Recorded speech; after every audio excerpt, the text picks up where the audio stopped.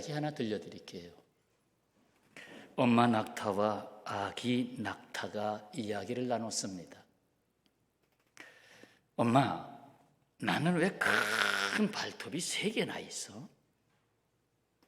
아가야, 그건 우리가 사막을 걸을 때 모래에 빠지지 않기 위해서 그런 거란다. 다시 물었습니다. 엄마, 그럼 내 긴 속눈썹은 뭐야? 왜 그렇게 생겼어? 아가야, 긴 속눈썹은 우리가 사막을 여행할 때 뜨거운 햇빛으로부터 눈을 보호하기 위해서 그렇단다. 또 물었습니다. 엄마, 그럼 내 등에 큰 혹은 왜 있는 거야? 아가야, 우리가 사막을 오래 여행할 때 섭취할 양분을 그곳에 저장해 놓는단다. 아기 낙타가 잠시 생각하다가 말했습니다. 모래 속으로 빠지지 않기 위해서 큰 발톱이 있고, 사막의 뜨거운 햇빛을 막기 위해서 긴 눈썹이 있고, 오랜 여행에 양분을 저장하기 위해 큰 혹이 있고. 그런데 엄마, 왜 아가야? 그런데 우린 왜 동물원 안에 있어? 그런데 왜 동물원 안에 있어? 그러니까 그 넓은 사막을 횡단해야 되는데 왜 동물원 안에 있느냐는 거지. 생각하는 이야기지요. 있어야 할 자리에 살지 못하고 나를 얽어맨 울타리, 그 울타리라는 장애를 겪어야 하는 것을 보여주고 있습니다. 거기에는 신체적 장애, 마음의 장애 등 갖가지 장애가 있습니다. 좀 이따가 말씀드리겠습니다만, 우리는 오늘 장애인 주일로 지키면서 장애를 겪고 있는 인생에 대하여 생각하며 하나님으로부터의 말씀을 듣고자 합니다. 또 아울러 장애인이 누구냐 하는 것에 대한 재정의가 필요하기도 합니다. 사전적 의미에서 장애의 뜻은 이렇게 3가지로 표현됐습니다. 하나는 어떤 사물의 진행을 가로막아 거치적거리게 하거나 충분한 기능을 하지 못하게 함 또는 그런 일, 이게 장애물이다. 둘째는 신체 기관의 본래의 제 기능을 하지 못하거나 정신 능력에 결함이 있는 상태다. 또 하나, 정보, 통신, 유선통신, 무선통신에서 신호의 전송을 방해하는 잡음, 혼신 따위의 물리적 현상이다. 거기다가 한 가지 더 붙였습니다. 공황장애란 무엇일까? 공황장애, 공황이 아니고 공황장애.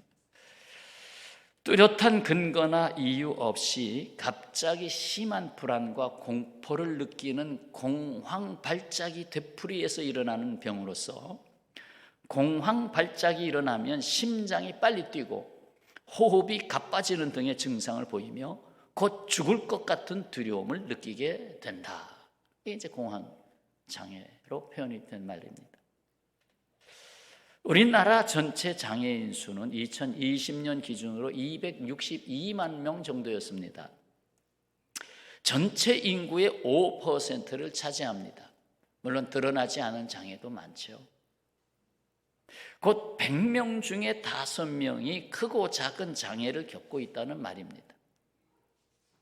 100명의 장애자를 다시 세분하면 지체장애가 46명으로 가장 많고, 다음으로 청각장애, 듣지 못하는 청각장애가 15명, 보지 못하는 시각장애가 10명, 뇌병변장애가 10명 등의 순이었습니다.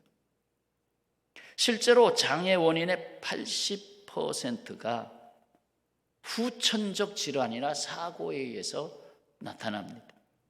그러니까 지체장애자가 왜 절반에 가까운 사람이 될까? 그것은 후천적으로 사고나 어떤 일을 당해서 그렇게 됐다는 얘기죠. 그렇다면 이는 누구에게나 예측할 수 없는 장애자가 될 수 있다는 것을 말해줍니다. 나도 장애자가 될 수 있다는 걸 말해줍니다. 오늘 성경 본문의 자리로 들어가서 주께서 주시는 말씀을 듣고자 합니다. 자, 모든 것이 준비된 복된 자리가 있습니다. 모든 것이 준비된 복된 자리. 15절, 함께 먹는 사람 중 하나가 이 말을 듣고 이르되, 앞에 나온 말씀들을 얘기하는데 여기서 생략하겠습니다. 무릇 하나님의 나라에서 떡을 먹는 자는 복되도다. 하나님의 나라, 거기서 하나님의 말씀을 먹는 자는 복되다, 그 얘기죠. 그 다음 16절에 이르시되 어떤 사람이 하고 비유를 들었어요. 큰 잔치를 베풀고 많은 사람을 청하였더니, 자 17절 다 같이 읽겠습니다. 잔치할 시각에 그 청하였던 자들에게 종을 보내어 이르되 오소서, 모든 것이 준비되었나이다. 자, 중요한 개념들이 나왔어요. 하나님의 나라, 그리고 큰 잔치, 모든 것이 준비되어 있는 상태, 거기로 오라 한 거예요. 그럼 여기가 사실상의 가장 행복한 곳이 아니에요? 그러니까 복되도다 그랬잖아요. 복되도다. 마태복음 22장에서는 이 잔치의 주인을 어떤 사람으로 표현하지 않고 어떤 임금으로 표현했습니다. 임금이 초청한 거다. 가장 강력한 초청이죠. 그리고 큰 잔치는 혼인잔치로 썼습니다. 그러니까 임금으로 오신 예수 그리스도, 신랑 예수님, 그리고 초청받은 사람은 신부가 되는 거죠. 그래서 결혼을 하는 엄청난 잔치자리입니다. 예수께서 이 비유로 말씀하신 것은 주님의 부르심에 응답하는 사람은 주님의 신부와 같고 모든 것이 준비된 하나님 나라에 초대받은 복된 자라는 것을 알게 하기 위해서 그런 것입니다. 그런데 막상 이러한 초청에 응하지 않은 사람들이 있습니다. 누구인가? 좀 더 결론을 내리겠습니다만 바로 응하지 않은 이 사람들이 장애인입니다. 사실상의 장애인. 그 장애인이 누군가? 18절, 다 일체하게 사양하여 한 사람은 이르되 나는 밭을 샀음에 아무래도 나가 보아야 하겠다. 청컨대 나를 양해하라. 또 한 사람 이르되 나는 소 5결이 10마리죠. 그래서 시험해야 된다. 2마리 2마리씩 결의로 해가지고 힘의 균형이 맞는지 시험해야 된다. 또 한 사람은 이르되 나는 장가 들었으니 지금은 허니문 기간이다. 그러니 나는 못 가겠다. 뭡니까? 재력을 갖고 사업장을 확장하고 일터로 나가는 자가 보입니다. 재력가. 또 내가 새로 구비한 장비를 테스트해야 되겠다고 하는 내가 준비한 장비, 결국 자기 힘에 대한 테스트를 하겠다는 거예요. 내 힘이 얼마나 되나. 아름다운 여인을 아내로 맞이한 건강하고 힘이 있는 자, 이들은 모든 것이 준비된 하나님 나라의 큰 잔치의 초대장을 거부했습니다. 나에겐 그거 아니라고. 나한테 양해하시오. 나에겐 필요가 없어. 어떻습니까? 주님이 보시기에 오히려 이들이 주님께 나오지 못하는 어딘가 걸려 넘어지고 있는 장애인이 아닙니까? 오히려 온전하다고 하는 이 사람들이 장애인 아니에요? 계속해서 이 부분은 계속 들어보겠습니다. 자신의 생각과 자신의 것이 주님께 나아가는 길목을 막는 큰 장애가 아닐 수가 없습니다. 오히려 여기 복 있는 자로 초청받은 장애인들이 있습니다. 21절이죠. 종이 돌아와 주인에게 그대로 고하니 이에 집주인이 노하여 그 종에게 이르되 빨리 시내의 거리와 골목으로 나가서, 그 다음 다 같이요, 가난한 자들과 몸 불편한 자들과 맹인들과 저는 자들을 데려오라. 이들을 데려와라. 가난한 자, 물질로서의 장애인이죠. 너무 가난해서 살아가기 힘든 장애. 몸 불편한 자, 여기저기 아프고. 맹인, 시각장애인이죠. 저는 자, 이거는 몸에 마비가 온 사람이죠. 그들을 데리고 와라.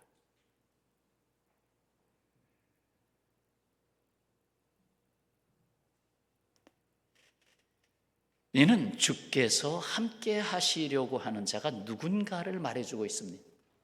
자기 스스로 나는 부족한 것이 없다 하는 자들과 주님은 함께 하기가 어렵습니다. 튀니까 자꾸 내가 하고 튀니까 주님이 함께 하실 수가 없어요. 그러나 아이고 나 같은 것 그저 몸도 불편하고 가진 것도 없고 그런데 오히려 주님은 내게로 와라 하고 말씀하시는 거예요. 주께서 일일이 초대받을 자들을 나열하셨잖아요. 가난한 자들, 몸 불편한 자들, 시각장애인들, 전원자들. 선교신학자 레슬리 뉴비긴이라는 사람은 이런 말을 했어요. 장애인이 없는 교회는 장애교회다. 장애인이 없는 교회는 장애교회다. 장애인이 있어야 된다는 거예요. 하나님이 이들에게 주신 생명이 있죠. 그 장애 속에 담아주신 그 생명의 고귀함이 있죠. 주님을 기꺼이 영접한 그들 안에 주님이 거하시기를 기뻐하시는 것입니다. 오히려 여러분 불편한 자녀에 대한 어버이의 마음이 더 애절하잖아요.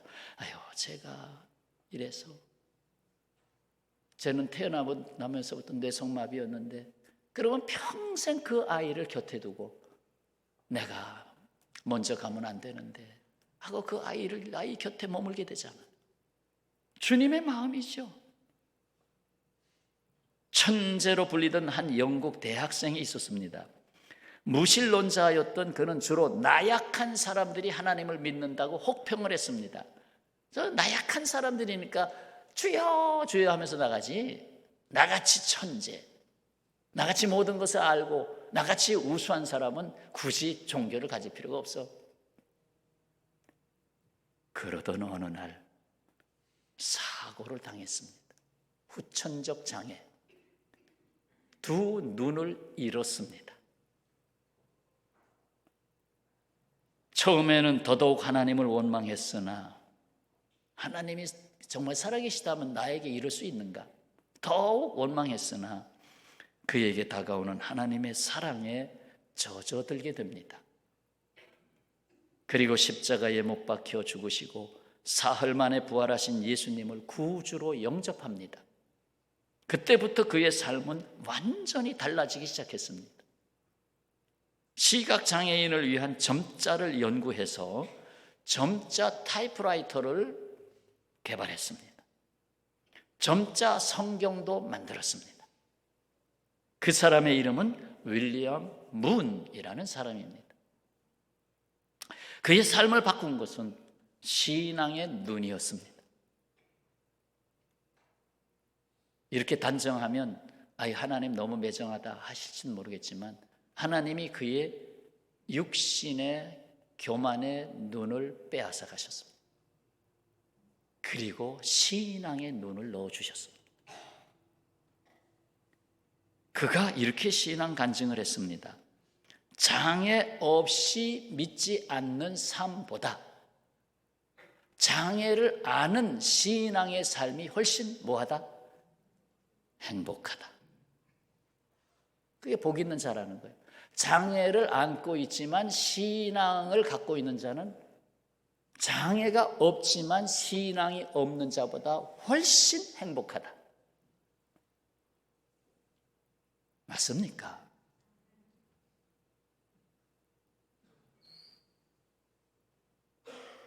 장애 없는 분이 어디 있어요? 지병들 다 갖고 계시고. 그의 두 눈을 잃은 장애가 도리어 그를 알지 못하던 신앙의 장애를 깨뜨렸고 새로운 영적 눈을 뜬 위대한 사람으로 다시 태어나게 했던 것입니다. 역사적 인물 가운데 장애가 축복이 된 경우는 얼마든지 볼 수 있습니다. 시성이라고 불리는 호머도 신라권을 쓴 밀턴도 시각장애자입니다. 스티븐슨은 청력을 잃은 후 보물섬 소설을 완성합니다. 악성으로 불리우는 베토벤은 청각장애인입니다. 천하를 정복한 알렉산더 대왕은 꼽사 등 척추가 굽었습니다. 바다의 왕자 넬슨 제독도 유럽을 휩쓴 나폴레옹도 문호 세익스피어도 발을 제대로 쓰지 못하는 장애인이었습니다. 그 유명한 프랭클린 루스벨트가 그는 휠체어에 앉아 미국을 다스리고 세계를 다스린 대통령이 됐습니다. 발명왕 에디슨은 30세에 축음기를 만들었는데 그의 아이 때부터 그는 거의 귀가 들리질 않았습니다. 어려서부터 귀를 점점 잃어갔습니다. 그러나 놀랍게도 30세 때 축음기를 발명합니다. 아니, 소리를 들어야 되는 발명품인데 귀를 잃었어요. 그가 말합니다. 소음을 듣지 못해서 더욱 연구에 집중할 수 있었다. 소음이 들리지 않으니까 깊이 몰두할 수 있었다. 신약 성경을 절반이나 쓴 사도 바울은 고질병에 시달렸죠. 학자들은 그가 간질병 환자였다고 말합니다. 그러나 그는 예수 그리스도를 영접하고 사도가 된 다음에 이렇게 간증하는 사람이 됐잖아요. 내가 왜 자신의 약한 것을 자랑하는지, 내가 왜 약한 것을 자랑하는지 나의 간증이 되었다. 더욱이 포드 자동차의 창설자 헨리 포드는 매우 의미 있는 말을 했어요. 이건 좀 담아두세요. 매우 의미 있는 말을 했어요. 장애물이란 당신이 목표 지점에서 눈을 돌릴 때 나타나는 것이다. 당신이 목표의 눈을 고정시킨다면 장애물은 보이지 않는다. 조금 이해를 돕겠습니다. 중풍병자를 데려온 내 친구들의 목표 뭡니까? 이 중풍병자 걸린 친구를 고쳐줘야 되겠다는 거지. 예수님 앞에만 가면 고칠 수 있는데, 그래서 침상치에 들고 왔잖아요. 예수님 몸은 집에는 이미 무리들로 가득 찼고 문 바깥에까지 웅신할 수도 없을 정도로 그냥 막 가득했잖아요. 어떡합니까? 오늘도 안 되나 보다, 돌아갑시다, 그랬나요? 그 장애물이 보였지만 목표를 보니까 장애물이 안 보이는 거예요. 목표가 뭐예요? 이 중풍병자를 예수님 앞에 두어야 되겠다는 목표. 무리는 장애예요. 사람들은 장애였어요. 그러나 예수 그리스도가 목표가 되니까 장애를 넘어가게 됩니다. 어떻게 했어요? 지붕을 뜯었잖아요. 지붕으로 올라가자. 우리가 지붕 고쳐주는 거는 얼마든지 고쳐줄 수 있으니까 뜯어내. 먼지가 밑으로 떨어지는 건 그건 상관하지도 마. 그게 중요한 게 아니야. 인생의 먼지를 오히려 구원하는 게 더 중요한 거예요. 결국 달아내가지고 예수님이 고쳐주잖아요. 목표가 있으면 장애물이 안 보이는 거예요. 가장 두려운 장애물은 장애물 자체에 있는 것이 아니라 우리의 눈이 목표를 상실할 때에 있습니다. 우리 예수 믿는 사람들은 새로운 목표가 생겼잖아요. 오직 예수. 할렐루야. 오직 예수. 아무리 세상에 나를 흔들고 이 세상의 장애가 수없이 나를 갖다 어지럽게 해도 오직 예수. 사랑하는 여러분, 이 세상은 그 자체가 장애를 겪고 있는 세상입니다. 통째로 장애를 겪고 있는 세상. 누구 하나 할 것 없이 다 장애 속에 빠져 있어요. 바로 거기에는 죄와 죽음이 있잖아요. 죄와 죽음, 절망에 이르게 하는 바로 그것들이 장애 자체입니다. 아마 절망이라는 장애가 굉장히 요즘 클 겁니다. 이거 될까? 절망. 바로 이런 세상에 주님이 그 장애를 벗겨주시려고 오셨습니다.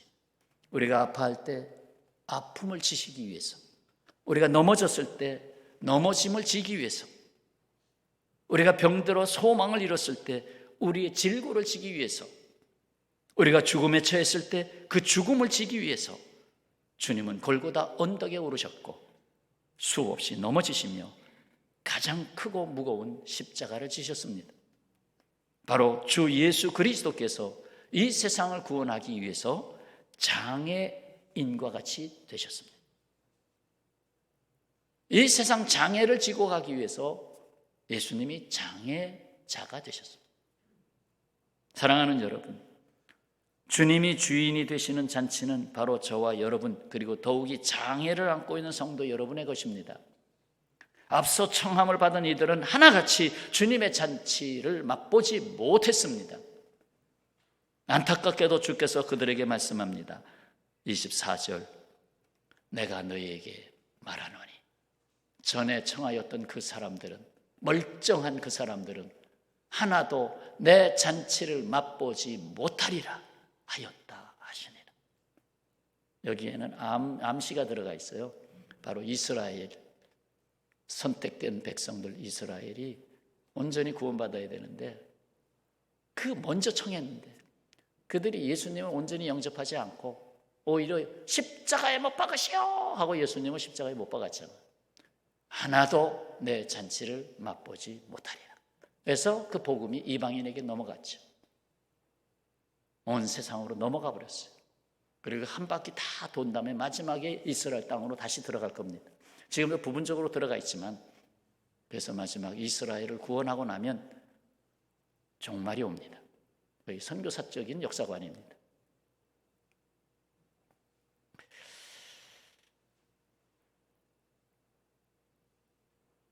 미국 어느 교회에서 천국잔치가 열렸습니다. 좀 일찍 교회에 도착한 부흥 목사가 교회 현관에 들어서다가 다리가 마비된 여인이 현관에 앉아 있는 것을 발견했습니다. 부인, 여기서 누굴 기다리시나요? 예, 저는 일어나지 못하는 그러한 장애를 갖고 있는데 오늘 이 교회에 신유 은사가 있으신 목사님께서 오신다고 해서 기다리고 있습니다. 그런데 그 여인은 부축하는 사람도 곁에 없었고 휠체어도 없었고 지팡이도 없었습니다. 그래서 궁금해서 물었죠. 그런데 여기까지는 어떻게 오셨습니까? 예, 제 아들 녀석이 태워줬습니다. 제가 내린 후 돌려보냈습니다. 휠체어고 뭐고 다 돌려보냈습니다. 예? 그럼 어떻게 돌아가시려고요? 염려 마세요. 갈 때는 걸어서 갈 겁니다. 하나님께서 오늘 오실 부흥 목사님을 통해 분명히 치료해 주신다는 음성을 제 마음에 주셨습니다. 갈 때는 걸어갈 겁니다. 목사는 이 여인의 말에 크게 감동했죠. 부인, 제가 그 목사입니다. 자, 손을 이리 주십시오. 예수님 한 것처럼 손을 잡아 일으키면서 주 예수의 이름으로 일어나 걸어라 하고 명하고 결국 일어났습니다. 걸어갔습니다. 여러분, 장애 중의 장애는 하나님을 보지도 못하고 듣지도 못하고 만나지도 못하고 믿지도 못하는 것입니다. 이게 진짜 장애입니다. 하나님이 나를 지으셨는데도 하나님을 바라볼 줄 모르고 하나님이 수없이 내게 말씀을 마음에 심령에 두드리고 계신데도 들으려 하지 않고 전도자가 가서 예수님 믿어보세요 고개만 흔들리고 만나려 하지 않고 믿지도 않고 이게 정말 장애인이에요. 이게 장애인. 집에 장애인 많죠? 이 세상에 직장에 가면 장애인 많죠? 바로 이런 처지에 놓인 분들.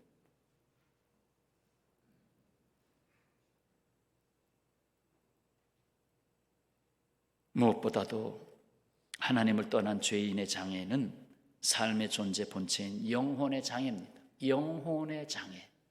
영혼이 평안해야 되고 영혼의 목적에 따르는 육체가 되어야 되는데 영혼이 장애를 겪고 있으니 다 망가지는 거지.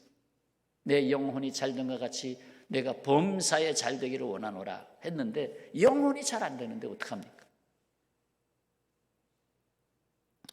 이에 더하여 경계해야 할 장애를 하나 더 추가해 드리고 싶습니다. 바로 성공을 이루었다고 하는 자에게 다가오는 장애입니다. 다 됐다, 이루었다 할 때 다가오는 장애. 오히려 그에게 안겨준 성공과 승리가 더욱 안타까운 장애를 만나게 할 수 있다는 것입니다. 몇 가지 주의해야 할 암초가 보입니다. 곧 내가 이루었다 하는 자만입니다. 성공하고 나서 이게 보통 이게 내가 얼마나 뼈 빠지게 이건 내가 이룬 거야, 내가 이룬 거야 하는 자만에 빠지면서 주님이 끼어 들어갈 자리가 없어요.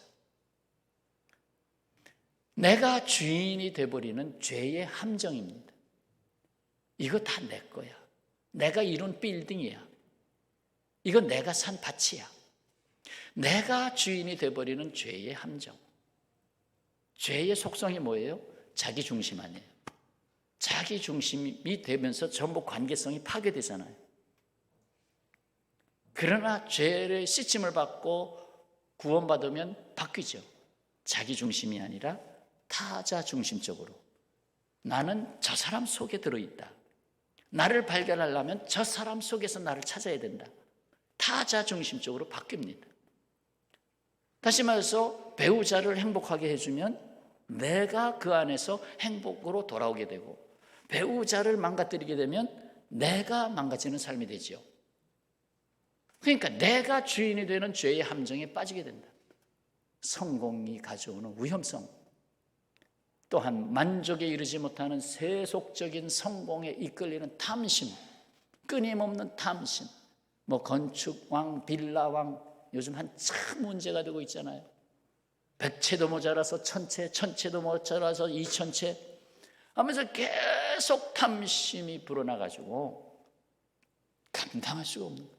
자기가 저질러 놓은 일을 처리하지 못하고 서민들을 망가뜨린 거예요.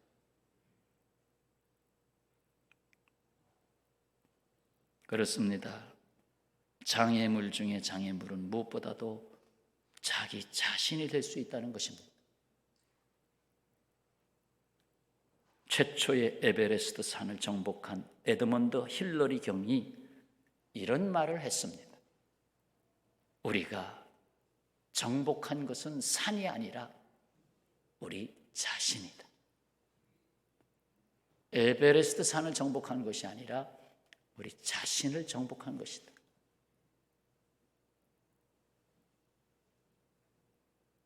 성도 여러분, 이 세상은 죄와 사망이라는 넘을 수 없는 장애물이 있습니다. 이 장애물을 제거하기 위해서 주 예수께서 택하신 길이 있습니다. 한계를 초월하신 하나님이 육신에 갇힌 인간이 되셨고, 의로우신 그 본체이신 하나님이 죄인이 되셨고, 죽을 수밖에 없는 영원한 생명이신 하나님이 십자가에서 죽으셔야만 했습니다. 주 예수께서는 이보다 클 수 없는 장애를 짊어지셨습니다. 이에 주 예수 그리스도로 맘지 않고는 그 누구도 죄와 사망으로 끌려가는 세상에서 자기 자신이라는 장애를 벗을 수 없습니다. 자기 자신이라는 장애. 인생을 살아보셨으면 아시잖아요. 내 인생을 가장 힘들게 하는 것은 바로 나 자신. 다른 사람이 아니었다. 내 자신이었다. 여러분, 주께서 침상에 누운 중풍병자 데리고 들어왔을 때 그 중풍병자에게 하신 말씀이 뭐예요? 내 죄 사함을 받았느니라. 죄의 문제를 건드렸잖아요. 이 세상은 죄로 말미암아 다 장애를 겪고 있어요. 의인이 어디 있어요? 의인이라 칭함을 받았을 뿐이지 하루에도 몇 번씩 주님 보시기에 아이고 주님 죄송해요. 제 마음이 또 삐딱하게 나갔네요. 그리고 일어나 내 상을 가지고 집으로 가라 하는 주님의 명을 받들어 그 자리에서 일어나서 재활치료도 없이 그냥 일어나서 거기다가 침상까지 들고 갔으니 창조주 하나님, 부활의 주님이 하시는 일이 아니라면 불가능한 일입니다. 평화의 가족 여러분, 우리에게는 오늘의 일어남이 있습니다. 특히나 주일마다 예배 자리에 참여하실 때, 특히나 금요 기도회는 하루 뜨겁게 기도하는 시간이에요. 9시부터 10시 반까지 짧은 시간이에요. 오셔요, 시간이 되시면. 그때 쏟아놓지 않고는 언제 기도하겠어요? 내 안에 있는 장애를 깨뜨리는 시간 아니에요. 그 오늘의 일어남이 있어야 된다. 그냥 오늘 낙심하고 오늘 장애에 걸려서 넘어지고, 그러면 내일도 마찬가지 아니에요. 오늘의 일어남이 있어야 된다. 주일마다 예배 자리마다 주님을 만나시고 오늘의 일어남이 있기를 축원합니다. 그리고 그날 주님 다시 오시는 날에 일어남이 있습니다. 주님 다시 오시는 날에 일어남은 완전하게 영육간에 일어나는 날입니다. 나의 모든 장애를 벗겨내시고 완전하게 부활하는 영화체의 몸으로 우리를 부활시킵니다. 영화로운 몸으로. 이 세상에 서로 다른 두 부류의 사람들이 있어요. 오늘 말씀의 두 가지죠. 자칭 자기는 부족함이 없다 하는 주님의 초청을 거부한 장애인들, 하지만 나는 장애인이다라고 말하는 주님께로부터 초청받은 복 있는 자가 있다. 아이고, 나 같은 장애인이 가서 그냥 자리만 불편하게 해드릴 텐데, 아니다. 그가 내 자리를 빛낼 것이다. 어느 쪽입니까? 나는 복이 있는 자입니까? 기도하겠습니다.